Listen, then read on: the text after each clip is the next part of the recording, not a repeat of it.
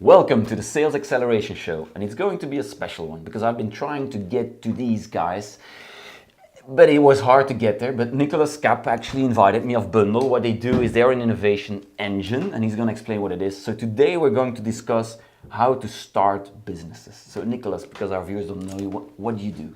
Actually, you could see us as venture builders. So like every day our team is involved in building disruptive businesses from scratch until minimum viable product, until commercial pitch, until fundable business case, until scale-up phase actually. Who's buying? It's not only entrepreneurs. It's twofold. Like we have startups on the one hand, like the entrepreneurs. On the other hand, we're working for corporates as well. For them, we develop ventures on demand together with their intrapreneurs. It's almost like startup on demand. Yeah, it's unbelievable. Like Omar Mahmoud once mentioned or described us as like startup as a service. Yeah, startup as a service. Yeah. That's great. The concept is fantastic. So how long have you been doing this?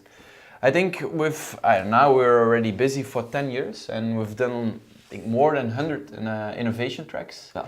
So it's like... So you must have some guidelines for us. So that's why we really wanted to talk to you. Yeah. So what would be like the first thing that you always think of when somebody has an idea? Actually, it's funny, and we see it in 90% of the people that we talk to, is they always want to develop a solution that fits for everyone. Oh, so the classic pitch of Airbnb. I want to be the next Uber. They compare themselves with Apple, a renowned brand that sells products to everyone. Presentation, Steve Jobs with a quote. I go nuts with that. So what do they need to do? And in our opinion, you have to focus, select a clear target group, and start from there. So you would say like a niche. Find a niche. A good example is GoPro. The cameras. The cameras. They started. They started in the surface community. And after that, they scaled up to the extreme sports community.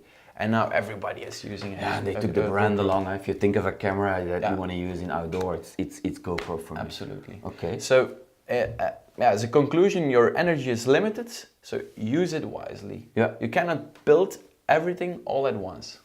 And how do you then check like users, or how do you deal with it? Because you need customers for it, you need people to use it. Indeed. Yeah, we believe generating user validation from the start is really important. You have to do it as soon as possible. How do you do it?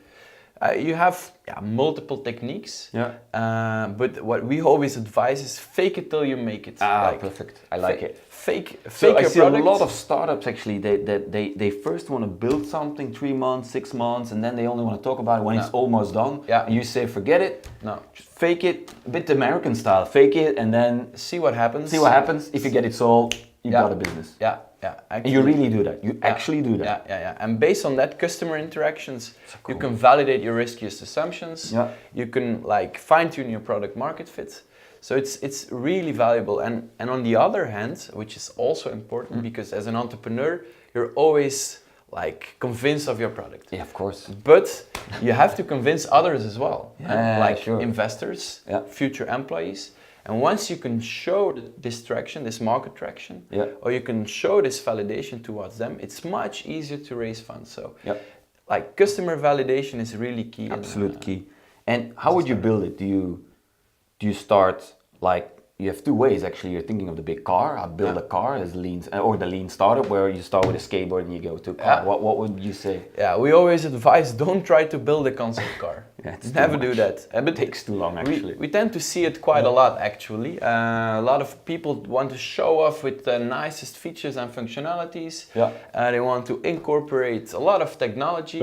And we always say like, think minimum lovable product. Lovable, you say. So not valuable. No, not indeed. Viable is viable. So lovable. I like it. If people love it, they'll spread the word. You get the referrals and you get all the machine going. Indeed. Yeah. That's really, really good.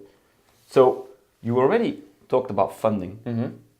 So how do you get the funding then? You need to think about funding inside. Because how do you guys do it? It's really like an iterative process, and you have to be busy with it constantly. Like in the beginning, you're running on own cash, but once you have a team around you, that's not possible anymore.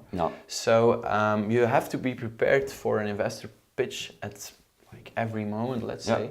and it's really dangerous to run out of cash. So how long does it take to get cash in average? What do you see? Most of the times it takes like a minimum of 3, but most of the times it's 6 months. The whole cycle. Yeah.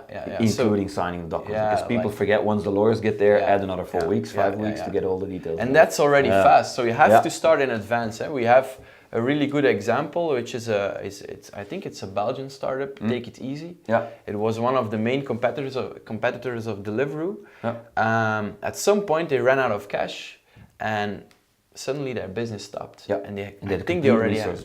Yeah, it's completely fade out. Yeah. Indeed. And then I'm a sales guy, so let's talk sales. What's your advice on sales to these guys? Yeah, actually, I'm gonna give quite a funny advice over there, because I see a lot of the startup founders don't think about it.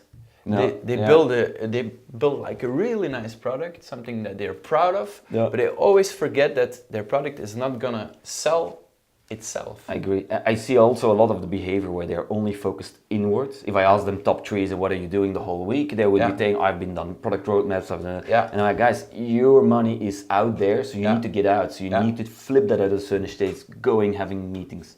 So you do that from the start. Actually. Yeah, you have to, from the start, you have to think of your go-to-market strategy. What is your key market and how are you gonna address them?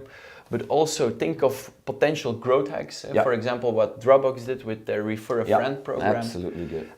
Or also strategic partnerships could help. For example, we at Bundl, one of our ventures, we have a strategic partnership with one of the bigger banks. We built a radically new banking application with them. We're going to launch it to a customer base of 1 million people. They have the network. So it's not only funding, it's also smart money. I see a lot of guys just getting money, but actually you need to think about what's the value of these guys. Do they have the network? Do they? Because then that's the way to scale. Indeed. In the beginning, an investor with a network is really valuable. Do you sometimes see the opposite, where it could also harm the business? Because you know what I see a lot is the first investor most time is like the first or second customer, because they understand it, they see the value, and they want to put money in it. So what would be your advice? Do it or don't do it? Because I have a mixed feeling about it. It could kill it, because then all the others don't want to buy it because it's their competitors. So I'm not sure what... Yeah. That's actually, it's kind of a difficult question. It's a bit, I know. It's a bit twofold, but I would... The show is all about difficult questions. No, I think for me, I would do it, but it all depends from, I think, good arrangement or agreements with this investor. If he's gonna block you and gonna limit you to sell your application to one of their competitors, and don't give him a I wouldn't do it. But if he's okay with that, why not? But at the end, he'll make money on his competitors. So that's good. I thought it was absolutely great. I wish we had a lot more time to talk about it. But I just want to thank you for being here. Thanks a lot. And guys, if you love what you're seeing, don't forget to give it a thumbs up and subscribe to the channel. Thanks a lot. Thank you very much. See you next time.